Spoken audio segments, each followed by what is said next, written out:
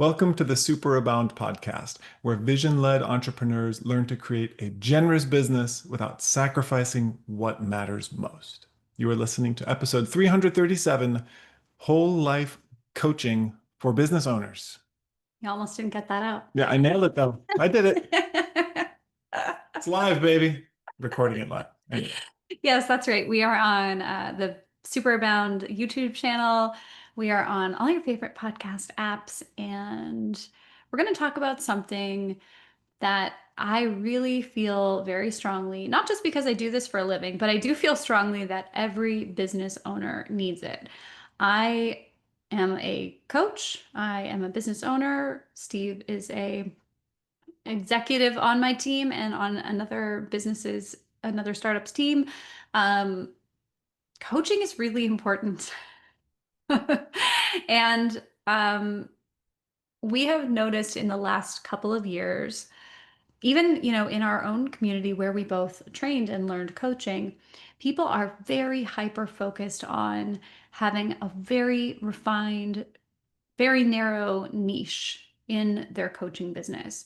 And while this might be easier for marketing today, we want to make the case for having a coach in your life on your support team who is multifaceted, who is not just there to only talk to you about money or your sleep or your, I don't know, what do people, Relationships? right? I was a relationship coach. That's one. So we're going to make the case for having someone who can work with you a little more holistically, not being so general that, you're not working with an expert, but maybe not having someone who is so ultra niche that you as a business owner are compartmentalizing your life with and or needing like 10 different coaches to work with. It brings to mind the old joke that people have about PhDs. And it's a funny one because you usually don't joke about, the most advanced degree in our society. But those who have done it and kind of look down upon that path, they say you learn more and more about less and less until you know everything about nothing. And that's kind of the idea. If you have someone who is super narrow, they're like, I am your social media coach. I know everything there is to know about social media. Don't you dare ask me about, your sleep or your health or your other parts of your life. You got to go to somebody else for that. And while that might be helpful for that individual piece, the cost of switching experts, of restarting all that context, of not knowing how the different ones feed into each other means that you're going to have a lot of blind spots in that kind of coaching support relationship. Yeah, and I mean, especially as a business owner, you will probably prioritize aspects of your business over aspects of your personal life. And I've watched this happen with my clients. I do consider myself a whole life holistic coach because I do make sure my clients know they can bring me relationship issues. They can bring me, things that are happening in their personal life. I really do have a focus on self-investing as you grow and as you strategize and build the business. But I realize that is a little bit unique. There are a lot of people who only study, their one little segment of the world and then can only help you with that, which is great if you only need help with that. But I know for a fact that most business owners who are struggling to grow, who are feeling stuck, who are maybe feeling like they want to pivot or expand, a lot of times the issues that are preventing you from going where you want to go are not always strategic. They're not always like, oh, you're doing the wrong thing. It's a lot of times the way you are working. It is the mindset you have. It's the way you are building or not building your team. Absolutely. And like we talk about this in our book, a lot of business owners are very good at getting focused and like doing that one thing maniacally. But with that, you risk having what we call the blinders of doom. And so you're like, I am going to grow to, whatever your milestone is, come what may, and a lot may come. And so whole life business coaching prevents that, the blinders of doom from getting you uh, you know, like what good is having $1 million really if you are alone and exhausted when you get there? That's something we say often because it's so true. Like money does nothing for you if you are miserable with it. Or sick. Like I've shared my burnout story so many times. That ironically happened the very first year that I reached what I consider like a successful revenue target. Um, that first successful year was also the year I had to shut down two businesses that I had taken a decade to build because I was so unwell. Now, maybe I would have gotten sick anyway, but I think the lack of sleep and the lack of eating at regular times and really prioritizing, other people, my clients and their wellness over my own, and not realizing that those two things can coexist and should coexist, was really important. And I think even if you are a business owner who sells a product, maybe it's not you client facing, maybe it's not your direct energy with every single person. If you work so much that you physically start to suffer, if you get sick, your business can't last. It can't last without you. And even if it does, you will not care if you are bedridden, like I was for a time. So that's why it's whole life business coaching. It's whole life coaching for business owners. It has to be the whole thing. Otherwise, I mean, especially as a business owner, you will be tempted to prioritize the people that are depending on you, the business that's supporting your life. But your life is the source of all things. And if that is not well, the business can't really thrive. We love to say that business is a spiritual practice because it takes so much into account your own resilience, your own mental fortitude, how you're taking care of all of the complete competing choices and um, priorities to get the job done. Sometimes that means turning off, Hmm. setting that vacation, taking Fridays off. We call that strategic rest. Like all of these things are part of creating a business that superabounds, right? A super abundant business should be the goal, not one that costs you your health or your relationships. And I just want to say that I know that this is tricky because I think that a lot of us will gravitate towards um, coaches and support people who sort of mirror the things that we already believe about ourselves. So, I mean, I'll just share really personally for a really long time, I really sought out tough love teachers, mentors, people who were not really that nice to me. Or not like your coaches don't need to be nice to you, but like they were not kind. They were maybe colder. And for a long time, I was like, yes, this is how you're supposed to do it. You're supposed to be kind of cold. You're supposed to push people. A lot of people out there, in the coaching world, especially in the business coaching world, they're not often warm, fuzzy people. Unfortunately, a lot of folks in that space were trained to be like accountability partners or like, I don't know, tough Kick personal ass. trainers, like Yeah. all this kind of Boot nonsense. camp. The boot camp bullshit. Yeah, yeah, yeah. I was seeking those things out for myself. And it wasn't until I started to, I used to think anybody else who was doing this that was like kind and soft and gentle, I was like, they're not going to get me any results. I need the person who's going to push me and tell me I'm doing it wrong and think a better thought. Like I've gravitated towards those types of people. And I know a lot of folks out there probably have a similar trauma from whatever whoever their dance teachers were when they were a kid. I don't know. Or whatever your sport was. Like we all had one of those kinds of coaches if you grew up in the 80s and 90s at least. Or 70s. I didn't do much growing up in the No, I 70s. don't. Don't have any long-term memory from those years. Yeah, maybe Um, there's a what reason for that. what shifted for you? Okay, so what shifted for me was I did start to learn a little bit more because I am committed to being a holistically based whole life coach. I started to learn a lot more about interpersonal neurobiology. I started reading a lot from like people who are doing polyvagal work. I am not a therapist. I am not a mental health care practitioner in any way, nor would I ever pretend to be.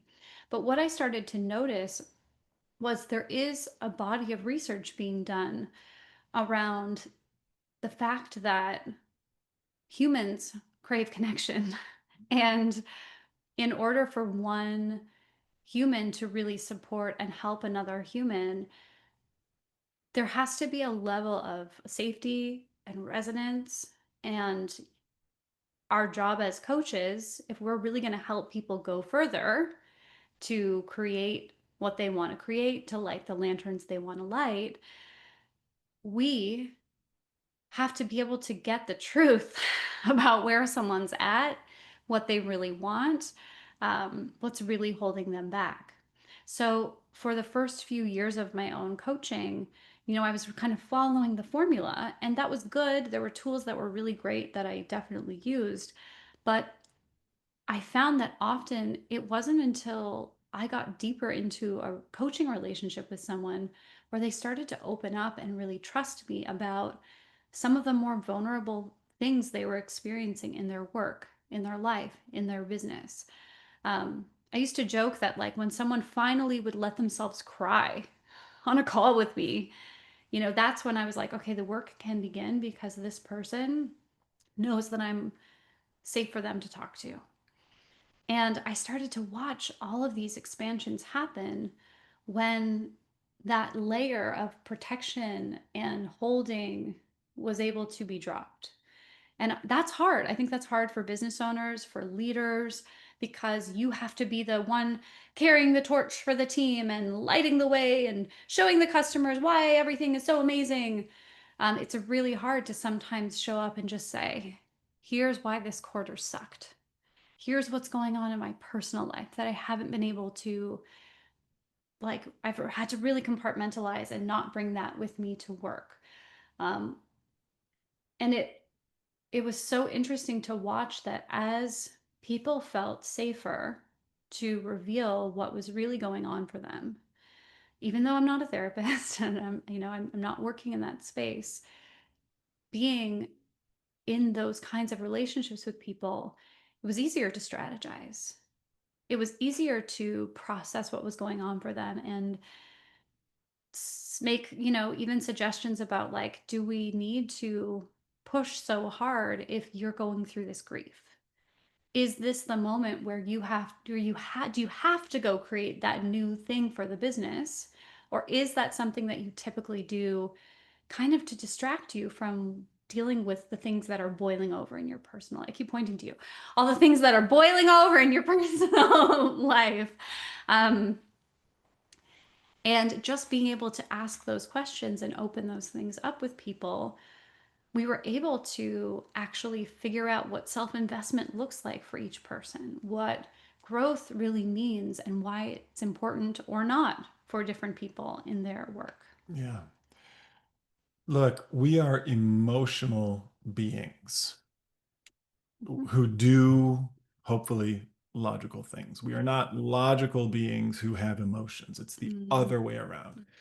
And if you're working with someone who's mostly like, do this thing, say that thing, check this box, follow these KPIs, there is an entire ocean of activity that is being missed. There's an ocean of drivers and needs that aren't being talked about. And if you have the space to talk about them in other parts of your life or how they show up in your leadership, however it might manifest for you, that gives you a doorway to tap into those emotions. And those emotions are not just, tripping you up, they're also the source of your power. If you're working with a coach who's not deep in the emotional space with you, and I love the work that, you've done so deeply around emotional co-regulation and how we resonate with one another, um, there are just big opportunities available for growth and for self reflection, self actualization, all of these things that, like, if you really think about why you started a business, self actualization has to be part of it. There are easier ways to earn your daily bread than starting a company, you know? Something around this is me. This is my path. This is my lantern to light.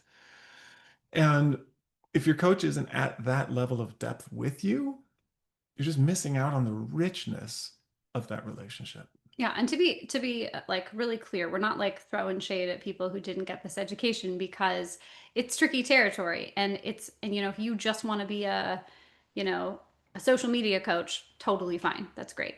And if you as long as you know what the parameters are of that work and that's really clear with you and your client, you can do beautiful magical things.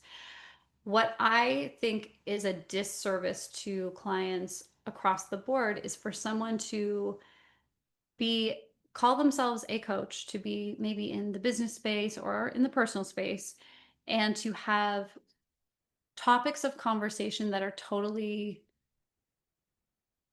I don't know, like restricted.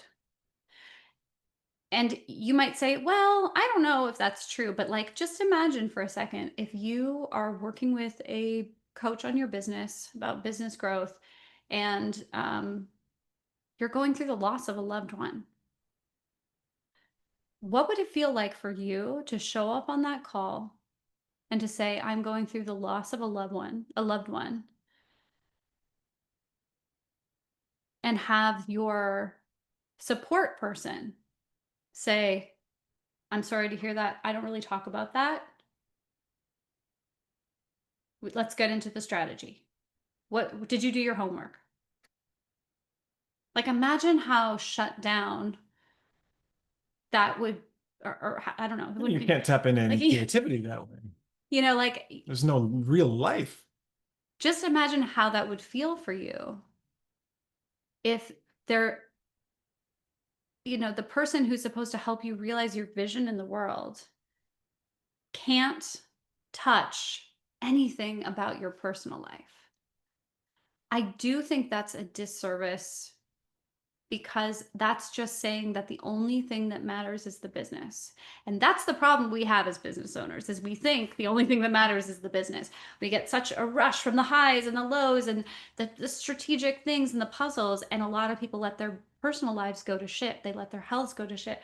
It's it's it's terrible.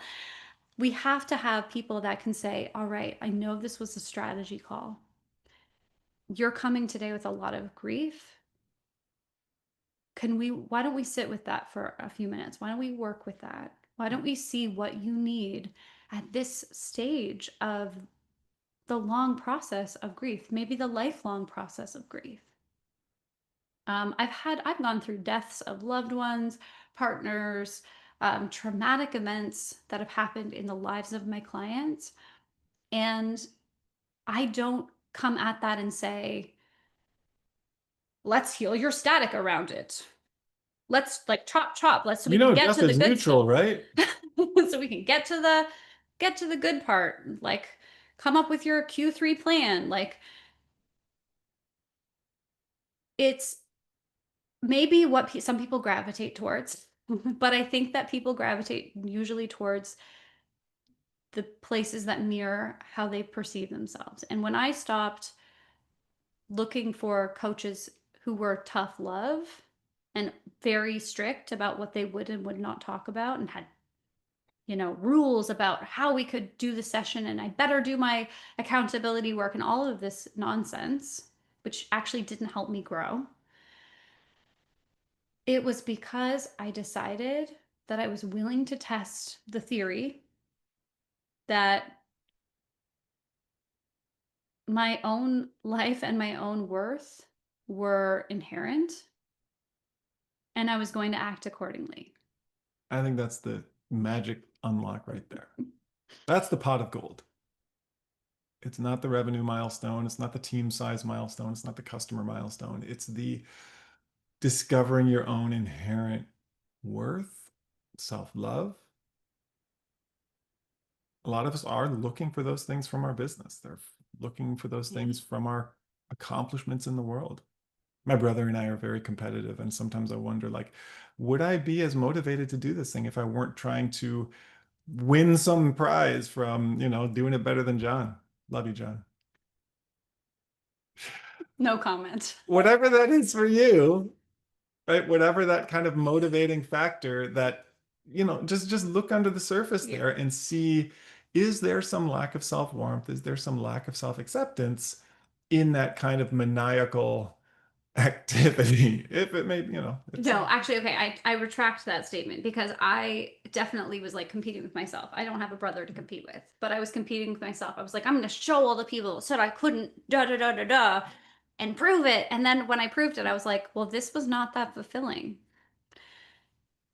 So here's what I want to just offer. If you're listening to this and you're like, this sounds like warm, fuzzy nonsense, maybe your growth edge is finding out how much faster you could grow, how much more enjoyment you could get from your experience of this beautiful life you have if you had supportive help in a holistic manner rather than siloed, compartmentalized help that will not touch anything emotional, that does not deal with your personal life. If you've had business support for a long time, but it's very cut and dry, have you ever had someone that can also help you with some of the personal challenges? I would just challenge you. If you want some tough love, I'd say what's really hard for tough love people is to be warmly received, to be told that there's nothing inherently wrong with them, and to be shown a different way of working that is not through pushing, hustling, self shame, scolding, and all of that stuff.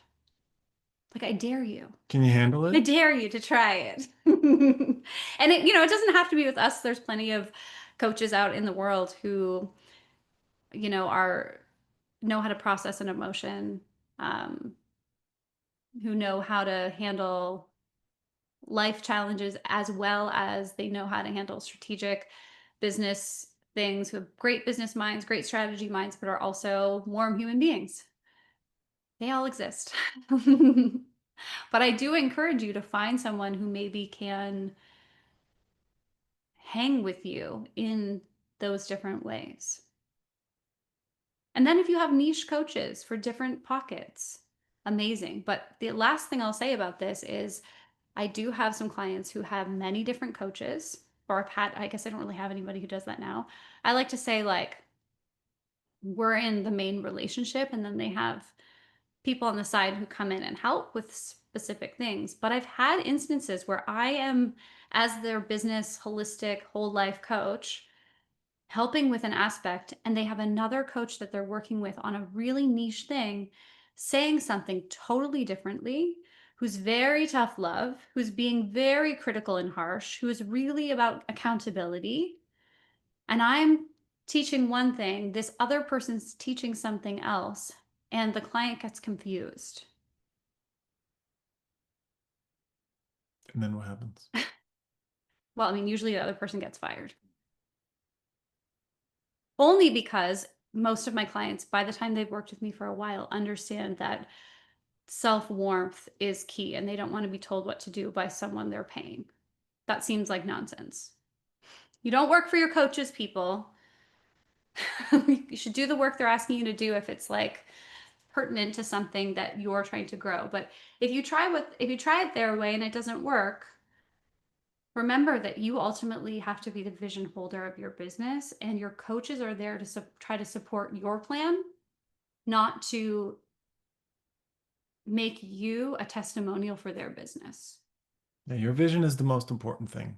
If you're in a coaching relationship that in any way asks you to compromise the vision or asks you to do things that are against the vision, For that's a values, red yeah. flag. Yeah.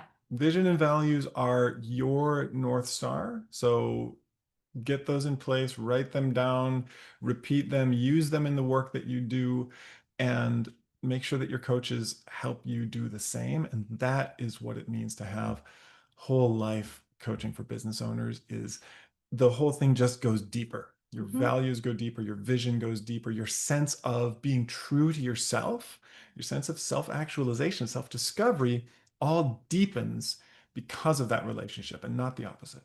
That is such an important point. If your coach makes you question yourself more than supports you to listen to and trust yourself, that's probably not actually a great fit, even if it mirrors what you believe about yourself. So I will just share as a client of coaches, I'm never nervous before I get on a call with my coach. I'm never like, oh, this person's going to yell at me, or they're going to judge me, or they're going to think badly of me. And I would never want my clients to feel that way. So, yeah, this person should never judge you. They are there to support you. And I encourage you to try working with someone, if you have never done it, who is a whole life coach. Even if they are specializing in business like we do, if they can't handle your whole life, it may not actually take you further. So we have availability for new discovery package clients as well as new VIP clients. You can learn more and apply for those programs at besuperabound.com/consultation. And we hope this resonated with you. Look forward to being in touch. Take care.